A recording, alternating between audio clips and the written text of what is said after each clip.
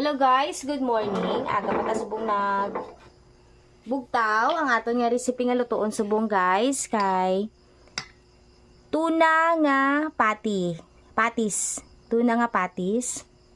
Hindi ili bola-bola guys kay pinalapad no. Syempre kung bilog, tuna flakes nga bola-bola. Ari kay tuna flakes nga patis ang aton nga recipe. Wala na ni ako mixan sa mga gulay-gulay guys kay like for example na mga patatas, carrots. Wala na guys kay apiki na sa oras ba. Limited ang time. Kaya ano na yung oras guys, so alas 4:30.